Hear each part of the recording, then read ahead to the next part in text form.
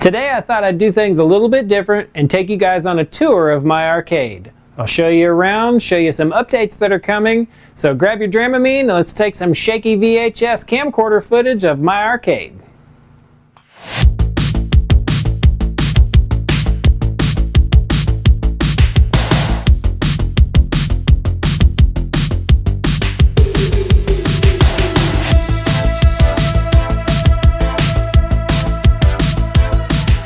Alright guys, we are going to start out here in the overflow / garage.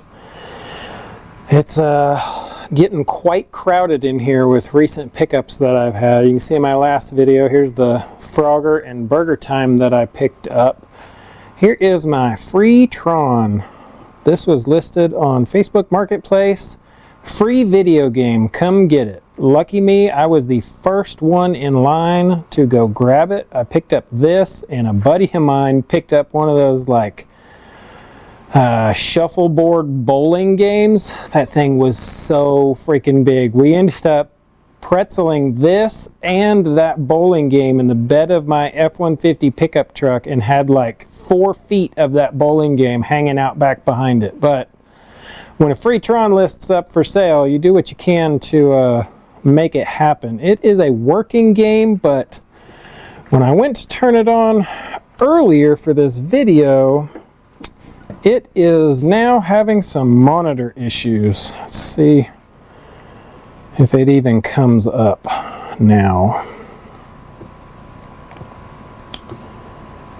And I don't see anything on the screen.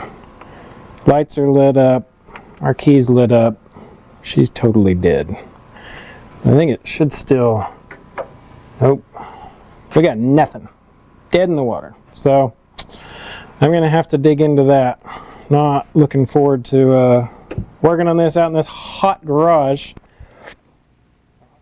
So it is actually the next day back out here in the garage, and I just wanted to show that my Tron does in fact work. I think what the issue was, why it wasn't coming on yesterday and why I was having some issues with it before recording, is by the time that I was done recording out here in the garage, it was over 100 degrees in my garage, and the manual states for this game specifically the maximum operating temperature is 100 degrees, and that is also not taking into account 40 years of degradation on this PCB. So it's it was probably sweating its innards out, but we're going to keep an eye on it and keep it off until it is restored and down in the basement and in a more friendly environment. But just wanted to insert this in here to show you that the Tron does in fact work, at least right now when it's not 100 degrees outside.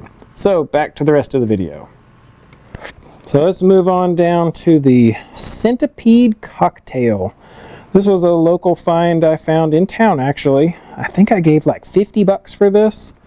Went through a full restore on it, new CPOs, glass is really nice, but it was missing a lot of the edging around here was flaking off, so I found some nice foam tape to stick under there, and I think it works pretty good. You can see it's still a little weird there and there, but for the most part, this is a really nice looking Centipede Cocktail.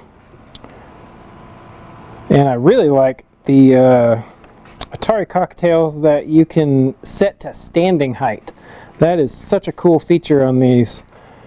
I really wish like all cocktails would do that, because I just picked up this Pit Boss Merit poker cocktail, and it's really cool, like shape wise and everything, but not a big cocktail fan. But that's going to be a fun conversion once I get the space to work on all of that, and there'll be more on that topic here in just a second. So let's go through this row.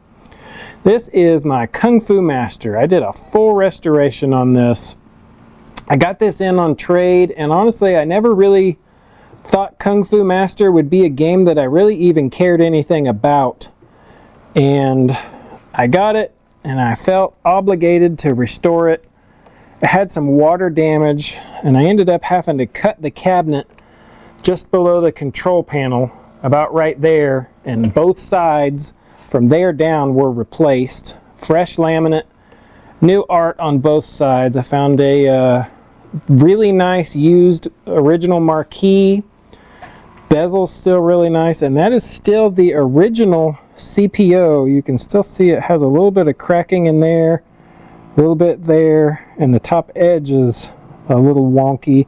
But man, that CPO cleaned up really nice. It's not the original joystick, I know. I have the original joystick. I actually paid a lot of money to have the original joystick for it. Man, I absolutely hate that thing. If you've never played one of those original joysticks on this Kung Fu Master, they are awful, beyond awful. And this, I'm going to have to do some research on this because I don't know what's up with this. One of the very few CRTs that I actually have an issue with filming with this VHS camera. Most of the time, the fact that it's analog and analog, I don't really see scan lines like that. I guess scan line's not the proper word. To be a refresh issue, I guess. For some reason, the monitor in this doesn't play well with being on camera. I'd really like to get some gameplay footage of this because this is, man, Kung Fu Master is such a fun game. But I'll get it worked out. Next is my Space Invaders. This cabinet is super duper nice. I picked this up about an hour away from here. I've been wanting a Space Invaders Deluxe cabinet for years and just never could seem to make one happen. And then this regular Space Invaders 1 popped up, and it's so nice. And I think I gave like $200 for this. It was really cheap for what it was. All original, all clean, all original hardware, original control panel, all that jazz. It still has the black lights. It's really bright out here in the garage, so you probably can't see all of the black light and all that jazz in there, but it's super sweet inside. And I've got the Braze multi-game kit on there, and man, that is an awesome little kit. If you've got a Space Invaders and you can find one of these, it is sweet, because that Lunar Rescue, man, I'll sit here and play this Lunar Rescue for hours. I absolutely love it. I actually wanted to get a Space Invaders just so I could put that Braze kit in a cabinet and actually play Lunar Rescue on a cabinet. That is that's probably one of my top 5 all-time favorite games right there is Lunar Rescue. It's so fun. And now we've got my Sega Turbo. Let me get to a better spot here. This is overall pretty good shape. It's missing that bottom coin door like most of them are, and I haven't made one or sourced one because it's just hasn't been a high priority. I've gone through most of this. I cleaned up all the control panel stuff and found an original shift knob, because that shift knob's almost always missing on these things. Bezel's really nice. I redid the art, and I guess you wouldn't really call it art, text I guess, for the instruction card there, so that was missing when I got it. All of the, I don't know if you can see that, all of the segmented LED scores work, which that's such a cool feature on this. But this game is starting to have some graphics glitches. You can see right there on the edges. I probably can pull it out and reseat all the ROMs and all that, and hopefully that would clean that up. But again, when it's, let's see, when it is 98 degrees out here, working on this crap out here is not on my top 10 list of things I want to do right now. And then of course the final lap that you saw in my other video, this cabinet, so it's a funny story. I never planned on keeping or liking this game. I picked this double cabinet up for $50, and I thought, you know what? If nothing else, it's 2 good monitors. But I got it home and one side worked, the other side didn't. I got the board fixed on it and started playing it, and man, there's just something about having a racer that you can compete with somebody with. It is so fun. The artwork was completely, totally trashed on the front of this thing, so I just found this like checkerboard, almost like a vinyl like cabinet shelving material or something. I put that on there and put a kick plate along the bottom, and man, that really jazzed this cabinet up quite a bit. And it is it's a keeper for sure now. It is so much fun, especially like have a party. This gets played a ton. And of course I've got all of my extra junk up here, my monitor storage, extra parts and stuff. But that's pretty much it for the garage games. Let's head down into the basement and I will show you the rest of what's going on down there.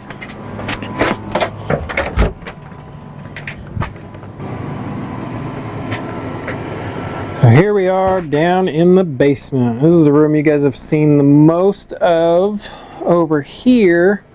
But let's start in my workbench area. Coming through the back door, it's my bench where all the frustration and madness happens.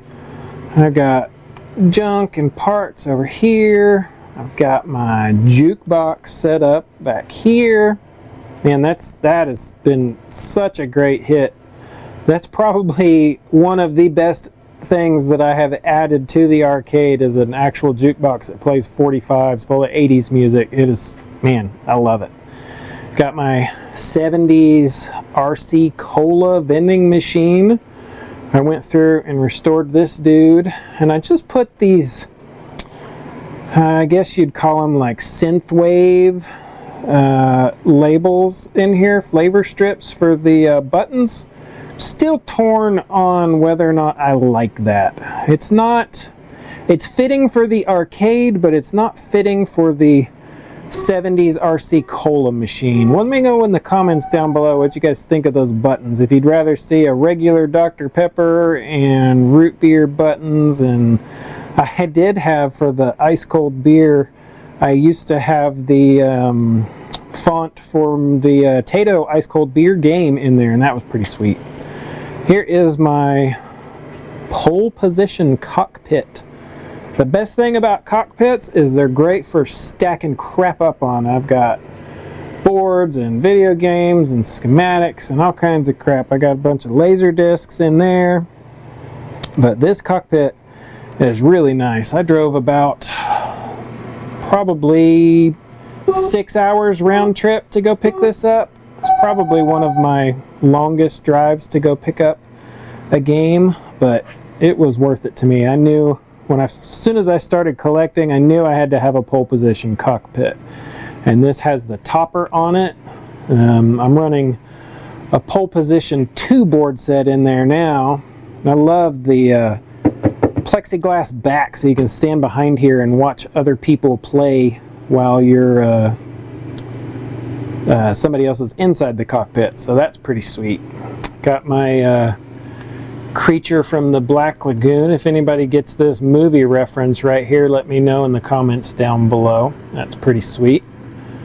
Got my art coin operated breathalyzer, kind of a funny little novelty that I picked up local. It doesn't ever get used, but it's kind of neat to see. It's definitely a conversation starter. My Atari keychain board right there. Now let's go into the games. First, let's check out this dude right here, see if he goes off. So this is a little robot dude that I put together. Get him in the light here so you can see him. And I put a little motion sensor right here in his chest, and put some arcade related sound clips on there, and it is motion detected. Got it kind of jacked up there. It kind of gets annoying after a while, and I turn him around backwards, but it's kind of cool having that dude greet you when you come into the arcade like that. And just like that, I'm going to turn him around for the rest of this video because he's going to get on my nerves. So starting on this row right here, Joust. This is the game that started it all for me. I wanted an arcade game. This popped up local in my town, and I was like, you know what, I'm going to get an arcade game, and it's going to be awesome. And then I got this, and I was like, well, I've got one. I mean, what else could you have? I mean, I have an arcade game. And then, like, suddenly I was like, you know what, what if I got 2 arcade games? And then it has grown into the collection that I have now. But it's getting a little out of hand, but this is all original. I have not restored this game. It's got some dings and dents and bruises. When I got this, it was running a Raspberry Pi with an LCD. Ripped all that out. I sourced all original boards. It's even down to the linear power supply. I put everything all in there. Found a harness, all of it. Got it all back to original, but I never went through the cabinet. The artwork is actually still pretty decent on the side. It's got some patina on it, and man, I really kind of like it. It just looks the way it should look for being 40-something years old. And then next to that, we've got Robotron. Probably, if I had to pick a single game that I would never get rid of, it's probably Robotron. Again, another bring back from the grave type deals. This was running a 19-in-1 with an LCD. I sourced original boards, power supply, harness, all that jazz. Aside from that, everything is original minus that marquee. That marquee's aftermarket. This CPO is aftermarket. This was replaced before I got it. It's really nice. It looks good enough. The sad thing is there, you can see here, there is no art on the side of this cabinet. When I got it, it was painted black. When I went to go take the black off, you can really see on this edge right here where it's down to wood. Somebody sanded this cabinet down before they painted it black, and you can see little hints of the blue and red from the art on there, and it's sad. The thing is I've got the stuff to put the art back on the side, but if any of you have ever ordered arcade art, you know how that goes, and I ordered it while I was getting this going back original, and then got it running and all of that stuff, and moved down here, and then 6-8 year month whatever, however long it was before I got the stencil kit back in, it was already in here and shoved in a row, and I have not pulled it back out to do the art. I will, just not today, and probably not tomorrow, but someday. Going on in the robot theme here, this is my Berserk. I did fully restore this one. This one was also, I think this was a Wonder Boy in Monsterland when I got this. This cabinet had been repainted so many different colors, it was ridiculous. The paint felt like it was 3 inches thick on this thing.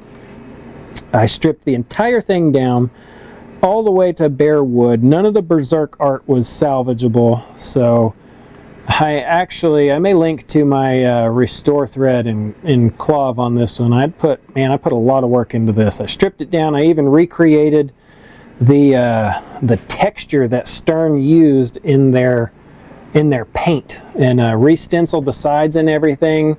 That's an original bezel, the original marquee that I was able to find. Original bezel. This is an aftermarket CPO, because if you've ever had to deal with CPOs on these, they're garbage, and they're screen printed right onto the metal. There was a run of repro control panels that went out a while back, but I haven't had one.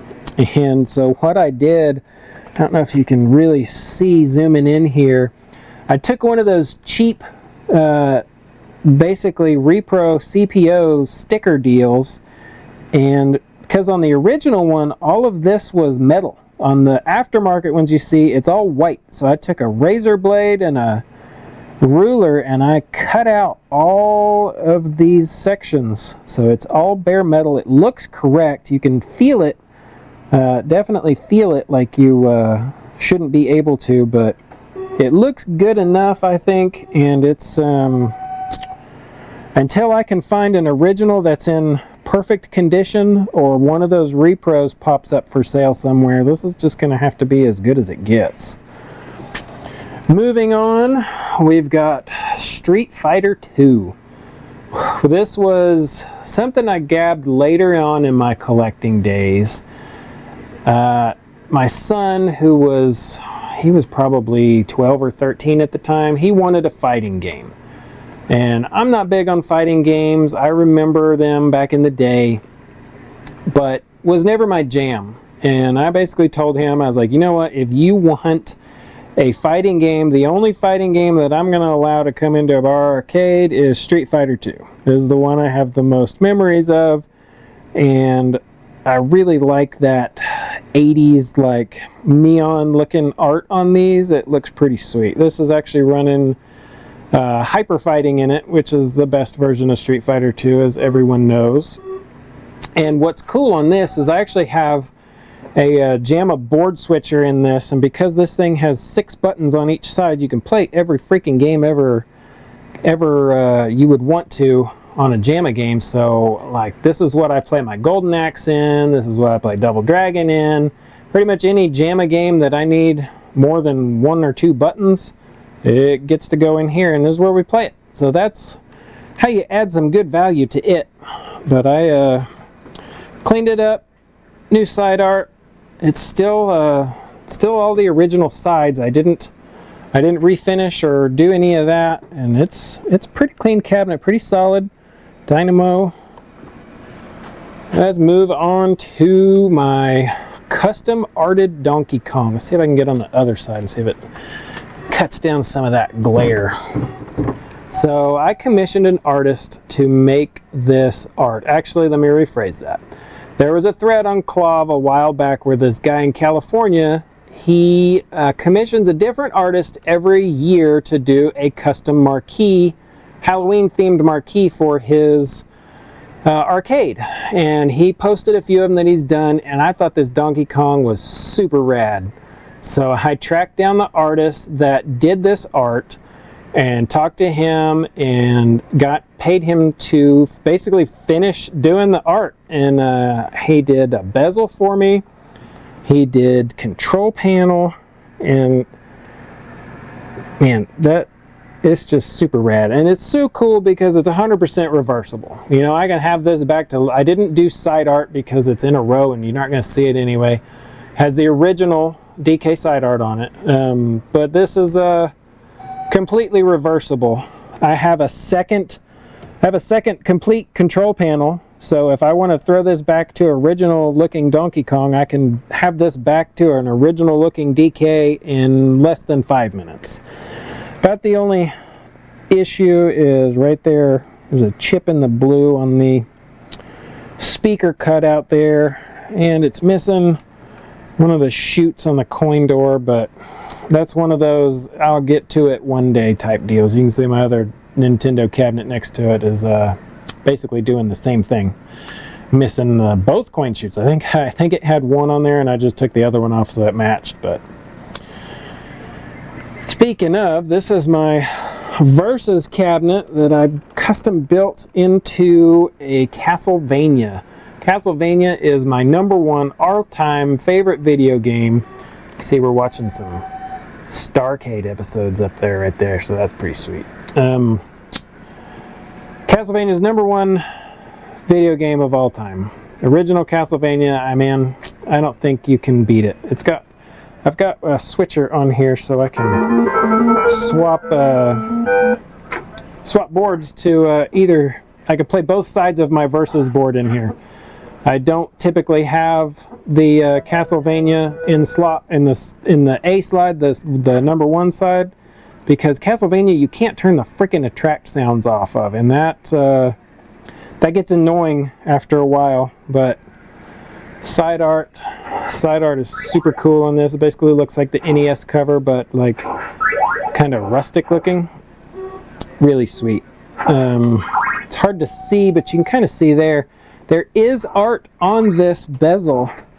Kind of got to get to where you can see behind it. So there's like some tombstones and all that stuff up here in the top somewhere. One side, yeah, there's a bunch of Bats flying across up there. Super cool. I love subtle stuff like that that you don't notice at first, but the more you look at something, the more you notice, and that's definitely this right here. That's never going to leave my collection. I love this game. Super Breakout. I picked this up local for 50 bucks. I love Bronze Age games with all that custom, or I guess not custom, but screen printed side art on the sides. Loved how they basically just printed the art right on the cabinets. Picked this up for 50 bucks. Dude said it didn't work. He didn't know how to work on any of it. It's got that owl eye coin door. I got it home, and the test switch was flipped on it. I flipped the test switch and cleaned it up, and I have had to do nothing to this game. It's been in my collection for a few years now, and it's always ran like a champ. It's a pretty clean cabinet, all in all. It's doesn't get played as much as it should, but every once in a while I will go on a kick and just play the crap out of this thing. I really want to get a good score on it, but there's just something about it being so simplistic like that. It's just a sit and chill kind of game. Tucked way over here in the corner underneath my Slimer coming out of the ceiling is my Pac-Man. This was the second game that I ever bought right after Joust. We had Joust for, I don't know, 4 or 5 months, and then this popped up not too far away, and I was like, man, let's get a Pac-Man. This cabinet has kind of been a workhorse for me. I at one point had it packed full of PCBs. I had the Jim Riddle 8-way board switcher in here, and I had 8 different original PCBs in here. Burger Time, Mappy, Phoenix, Galaga, Galaxian, Pac-Man, Miss Pac-Man. I had Eyes in here, and I know I had Frogger. I know I'm probably missing something else. I lost track. But if you've ever run one of those board switchers, man, you know how frustrating it can be going from game to game and having to adjust the monitor and all that crap. And then the bit kit came out, and pretty much every game that I had in there was on the bit kit, and I'm a purist. I really am a strong believer in running nothing but original hardware, and I just I couldn't justify it. I put the bit kit in there and took all those boards out and sold them. It still has all the original stuff inside there. There's a Pac-Man board screwed to the side in there with everything. But right now it's got the bit kit hooked up, but I can unplug that and plop the fuses back in the bottom and have this running original AC powered Pac-Man in less than 5 minutes. So got some sweet Frankenstein art here, some game flyers, and then I'm going to turn this row off because that Castlevania is going to get annoying after a while. And Seawolf. Seawolf is such a rad game. I could do an entire video on just showing how this game works. It is a mix between like EM mechanical game and video game. It does have the fold-out step, or pull-out step. I don't know if you can see it. It's back behind the cabinet right there because I kick this thing all the time. I did a hodgepodge restoration on this. I basically had to rebuild the riser that the cabinet sits on. It was water damaged, but the cabinet itself was solid. Found an original bezel. It's got a little bit of scratches and stuff on it, but still super nice. It's got the blacklight art in there and all of that. Let's see if we can see through the periscope here. Yeah, you can kind of see that there. There you go. It's got the periscope. It's got the I guess you'd call that the aiming on there, and then during gameplay it has different things like how many shots you have and all that stuff. Maybe I'll see if I can play this thing through the viewfinder on this camera and maybe be able to show you guys what it's like from the viewer's point of view, because when you're looking at it outside the periscope, it just doesn't look quite the same. But Seawolf is, man, it's such a gigantic cabinet, and it was quite the feat to be able to get this down here. The problem was being able to tip it back up once we got it in here, because there's less than a hand width of this between the ceiling and the top of that cabinet. So you can slide a Coke can up there just barely, and that's about it. But this is another game that will probably never leave my collection. It is such a sweet game. Let's go on to Gyrus. Gyrus was another one I got super lucky on. This was painted black on both sides, and I actually learned a new trick from Charlie at Overtime Arcade.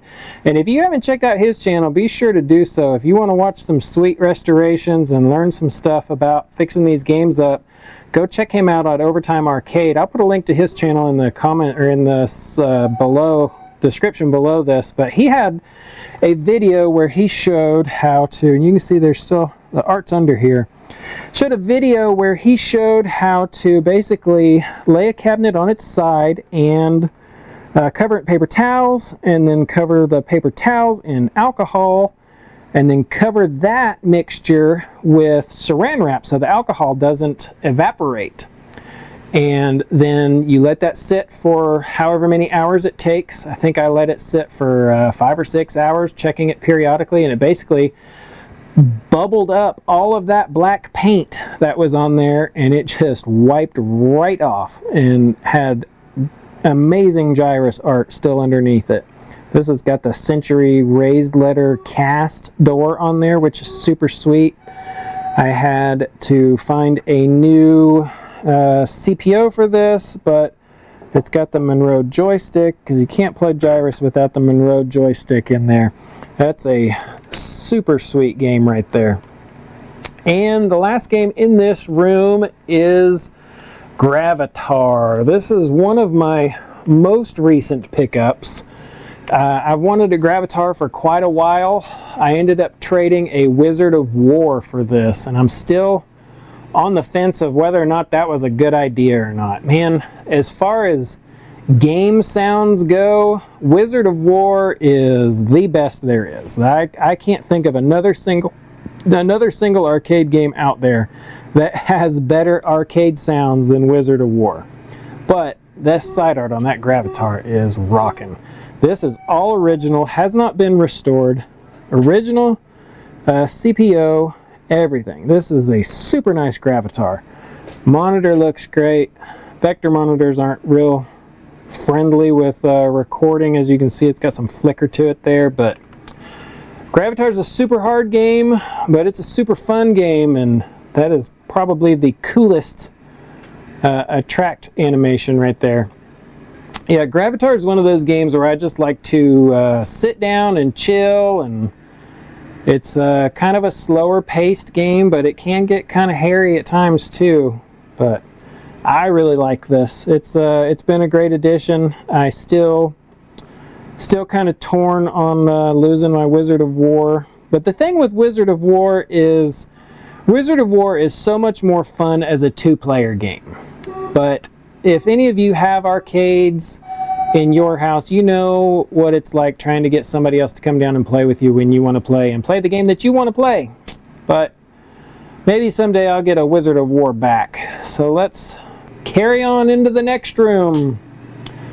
Let's stop off here and show a small portion of my VHS collection. What kind of respecting VHS arcade channel would I be if I didn't actually have a VHS collection? This is a very small portion of it. This is kind of my top tier go-to movies that I like to watch. And I got more down there. I've got more in boxes. Got some Atari 2600 games saved here, or displayed here.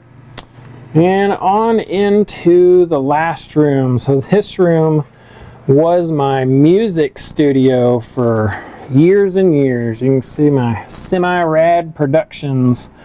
I have pretty much given up the idea of ever being a rock star, and this is now got pinballs in it. Got Gulfstream. This is a 1972 Williams single player EM pin. Let me turn this overhead light back off to cut down some of this glare. This thing, I can't wait to do some gameplay footage of this. This pin is so fun. Most EMs are slow as Christmas, but man, Williams knew how to design a pin back there. They have this thing set up right. It will get ripping. It is so fun, especially once you learn how to make some of the shots on this thing and you can actually feel like you're playing the game. Man, I can sit and play this game forever. It's set up, I like my pins for set up for coin play still, so and it's set up to where you can get a dime for a single play or a quarter for 3 plays. And this is probably one pin that I don't see myself getting rid of. I'm not a huge pinball fan, but I really like this one. And then we've got Middle Earth and Airborne Avengers. These are the 2 games that I got in place of that totem that I had in my previous video. And traded both of these for that totem. Both of these were in non-working condition when I got them. And went through both of them. They both still have some minor issues left. I've got to fix the ball and credit displays on this one, but went through the whole play field, and people dog on Atari's pins, but the one, whether you like it or not, you cannot deny that this art is phenomenal. I love the Atari pinball art. It is so rad. I've shopped this out with new rubbers, new everything, and it's really good looking pin. And this one actually, with the 2 dual flippers set up like this and the way they're offset, man, it is fun. It's basically like having 2 different play fields to play on, because you've got the upper field and then this lower field down here, and it can get ripping pretty good.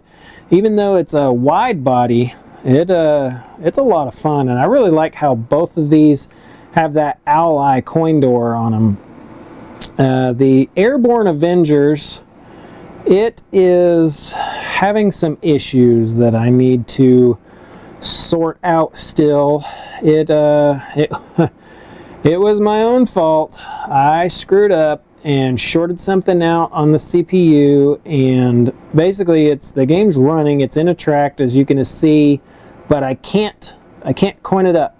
I can't credit it up. It's not seeing any switch inputs. You can see my manual and schematics and all that crap down there where I'm trying to figure this out.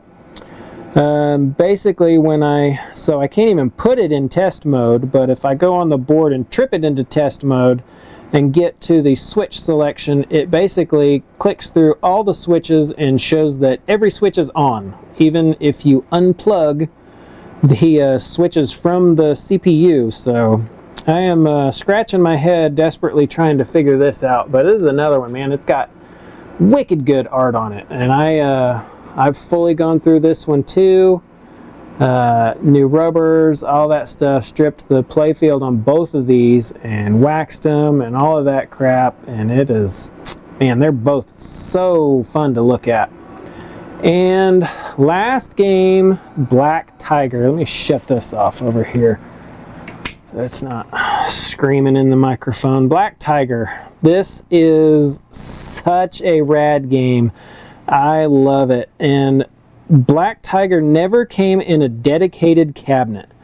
And I've had a Black Tiger board set that I would play in my Street Fighter cabinet for years, but I've always wanted a dedicated Black Tiger. And there have been several instances where I've picked up cabinets and I'm like, yep, I'm making this cabinet a Black Tiger. But then I would get it and I'm like, no, this needs to be restored back to what it was. I can't take this insert game here and turn it into a Black Tiger. So a guy local here had a storage unit full of poker games, and this is one of those Midway, I think they were Xfinity or Infinity, basically touchscreen poker games. And I'm like, it ran on a PC. PC was literally fried in there. It had literally caught on fire, let the magic smoke out. And I'm like, you know what? This is a neat little cabinet, and I bought some art, made some stuff happen, and now I have a dedicated Black Tiger. And I love playing through this game. I want to, my plan here now, I'm working with some hardware and software setups to figure out how to live stream with a VHS camera, and I've just about got it worked out. I just need to sit down and do some testing and make sure that I don't have any snafus, but I want to live stream playing through this Black Tiger. I think that would be pretty cool.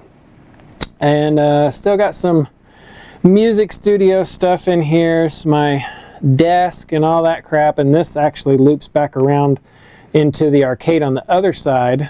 But here's the fantastic part about all of this. After I realized that let's enjoy some of this Frankenstein art right there, right there.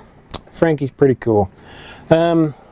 So after I gave up on my hopes and dreams of never becoming a rock star like this dude over here, I have decided that this wall right here and this closet right here, all of that is going to come down because there's another room on the other side of this over here that is just full of junk. It's got my supply of backup cameras, my tri-bike monitors, CRTs, RC cars, arcade parts, just random junk. This is the junk room in our house. I want to take this wall down between the two rooms right here, and I'm going to remove this section of wall from here to there. That wall will stay. So basically, from my workbench area, this room will stay as it is, but all of this you'd basically be able to look in through right here, and all of this will be wide open. And I'm going to take the remaining music gear that I have and put it in here. All of these games are going to line from that corner over there, all along this back wall, over there, around the corner, and back there. And then all of this will be here. I'll be able to fit all of my garage games down here and all of my arcade games all in one room. And aside from the amount of ridiculous work that it's going to take to do all of this, man, I cannot wait to have that done. There's my He-Man original cell from the original cartoon. That's super rad. But what do you guys think? Got any ideas on improvements? Games you want to see played? Games you want tricks on, tips on? Something you want to see more of? That is the VHS Arcade Vault. Let me know what you guys think. If you like this, give me a like. That would be super rad. And if you want to see more of these games played on VHS, then go ahead and subscribe. But until next time, we will catch you on the flip side.